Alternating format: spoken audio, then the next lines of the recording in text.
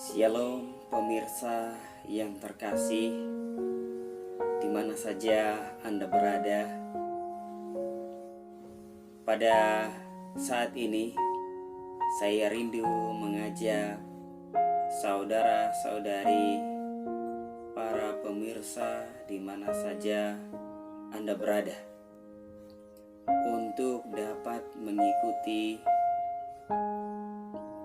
akan berita-berita dan juga khotbah-khotbah, renungan-renungan singkat melalui YouTube Kasih.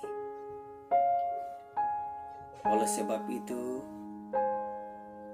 saudara-saudaraku yang kekasih di dalam Tuhan,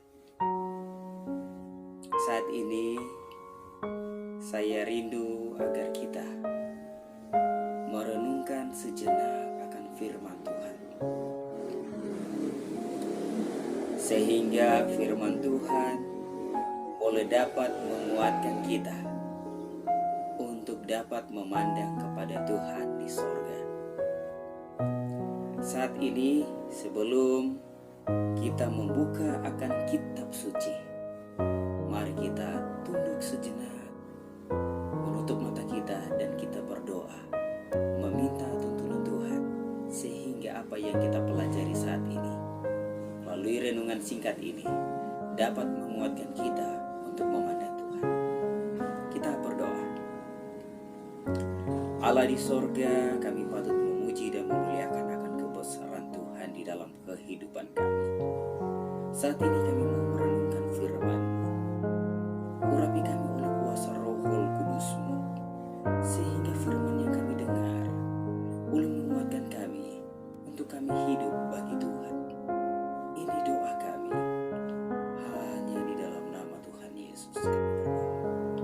Amin. Saudara-saudaraku pemirsa yang terkasih, di mana saja Anda berada, mari kita ambil Alkitab kita dan kita menyelidiki bersama firman Tuhan. Renungan kita pada saat ini dengan judul Manusia Diciptakan Serupa dengan Gambar Allah. Saudara-saudaraku yang kekasih,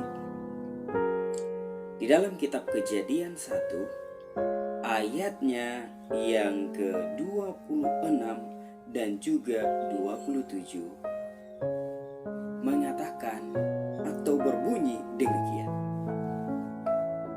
Berfirmanlah Allah, baiklah kita menjadikan manusia menurut gambar dan rupa kita, supaya mereka berkuasa atas ikan-ikan di laut dan burung-burung di udara dan atas ternak dan atas seluruh bumi dan atas segala binatang melata yang merayap di bumi.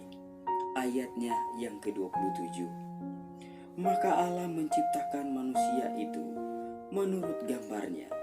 Menurut gambar Allah diciptakannya dia laki-laki, dan perempuan diciptakannya mereka. Pemirsa di mana saja Anda berada, ayat yang baru saja kita baca di dalam kitab Kejadian 1 ayatnya yang ke-26 dan ayatnya yang ke-27 menghimbau kepada kita, memberitahukan kepada kita kembali bahwa kita manusia diciptakan serupa dengan gambar Allah. Nah, pertanyaannya, apa itu gambar Allah? Apa itu gambar Allah sebenarnya? Sehingga kita ini dikatakan bahwa kita diciptakan serupa dengan gambar Allah. Ya, mungkin kita punya mata, mungkin kita punya hidung, mungkin kita punya mulut, tangan dan juga kaki dan semua organ tubuh kita. Dan itulah sebabnya dikatakan di kitab Korintus bahwa kita ini adalah tubuh Kristus. Nah, namun di sini dikatakan bahwa kita diciptakan serupa dengan gambar Allah. Nah, mari kita lihat di dalam Alkitab apa yang Alkitab beritahu tentang gambar Allah. Mari kita buka di dalam kitab 1 Yohanes 4 ayatnya yang ke-8. Kita mau mencari tahu gambar Allah. Oleh sebab itu kita harus tahu Allah itu apa sebenarnya yang Alkitab beritahu. Nah, di dalam 1 Yohanes 4 ayatnya yang ke-8 mengatakan berbunyi demikian. Barang siapa tidak mengasihi, ia tidak mengenal Allah, sebab Allah adalah kasih. Saudara-saudaraku, ingat bahwa kita manusia ini diciptakan serupa dengan gambar Allah. Nah, dari tadi di ayatnya 1 Yohanes 4 ayatnya yang ke-8 mengatakan bahwa Allah adalah kasih. Kalau Allah adalah kasih, berarti saya manusia yang diciptakan serupa dengan gambar Allah harus juga memiliki kasih. Sebab Allah adalah kasih. Buktinya Allah sangat mengasihi saya. Di dalam Yohanes 3 ayatnya yang ke-16.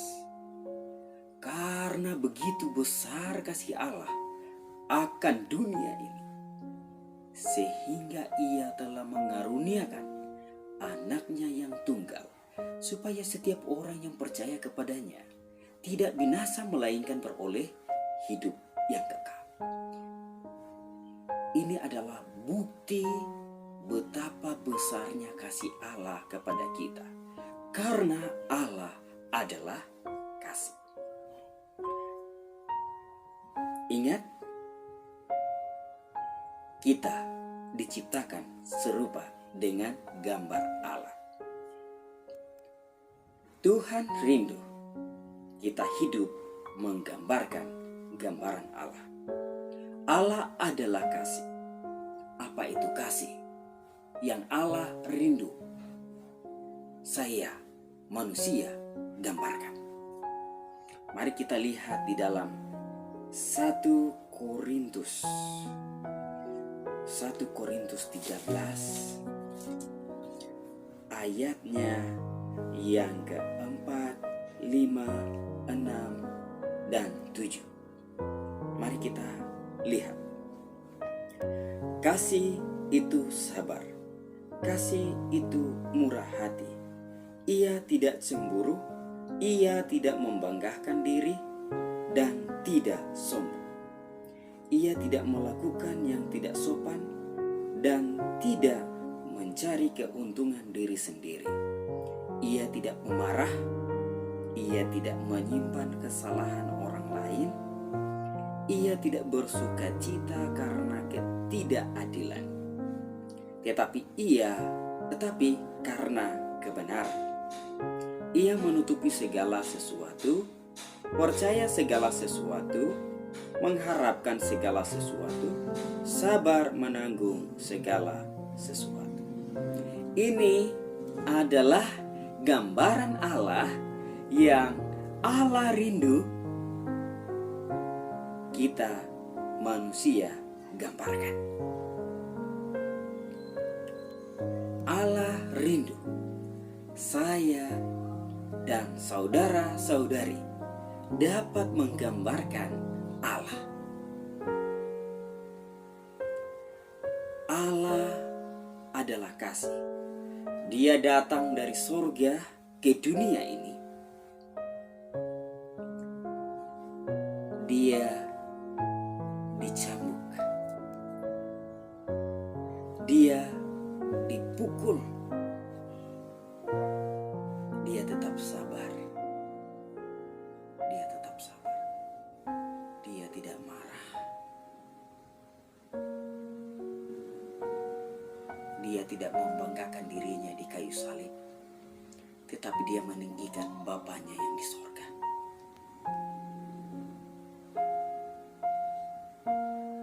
Begitu besar kasih Allah untuk saya.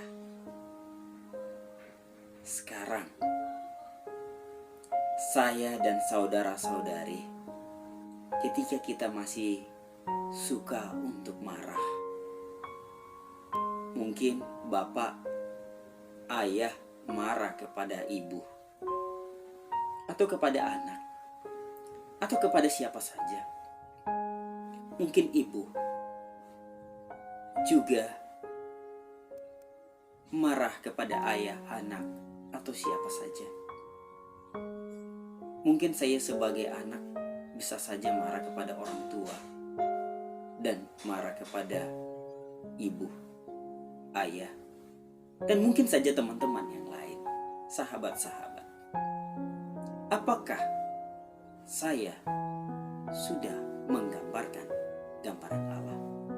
Apakah saudara-saudari sudah menggambarkan gambaran Allah? Kalau saya masih sombong, apakah saya menggambarkan gambaran Allah? Mari kita renungkan. Allah rindu saya diciptakan kembali serupa dengan gambar Allah. Karena waktu awal mula penciptaan, semua sempurna adanya. Tetapi si Lucifer atau iblis itu datang sehingga rusak semuanya ini. Yang diciptakan indah, sangat baik, dan sungguh amat baik, setan hancurkan. Sehingga melalui pengorbanan Yesus, Yesus rindu mengajarkan kita betapa besarnya kasih Allah untuk kita.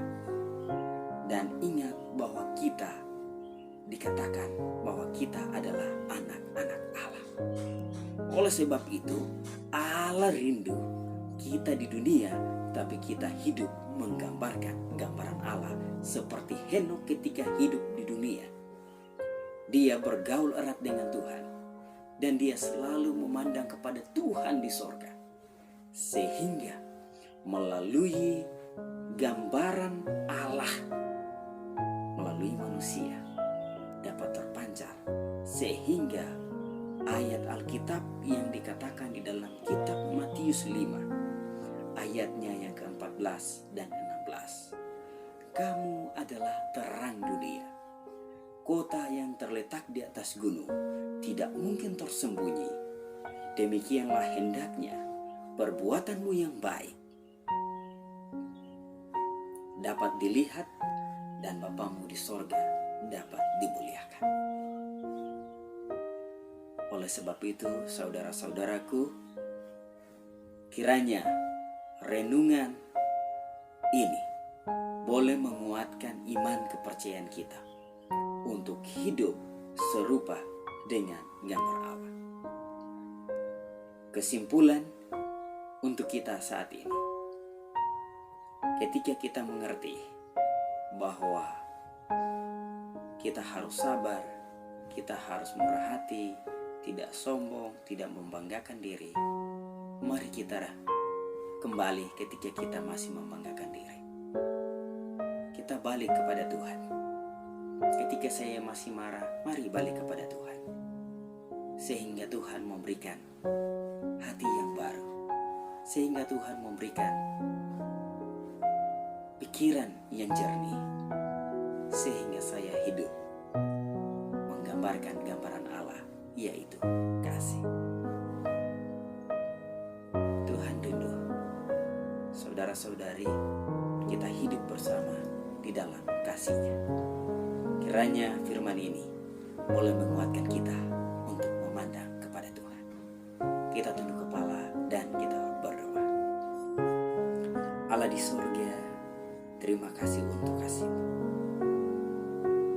Kiranya firman-Mu melalui renungan singkat gambaran Allah ini boleh menguatkan untuk memandang Tuhan. Ini doa kami. Berdoa secara khusus bagi setiap pemirsa yang menonton YouTube Kasih. Kiranya Tuhan memberkati mereka senantiasa dengan cinta. Berikan mereka kuasa Roh Kudus-Mu hikmat, akal budi, kesehatan, kekuatan, sehingga kami hidup di dalam kesehatan yang Tuhan berikan. Kami kembalikan untuk selalu memuji nama Tuhan. Ini doa kami, hanya di dalam nama Tuhan Yesus kami berdoa. Amin. Terima kasih semua, Tuhan memberkati.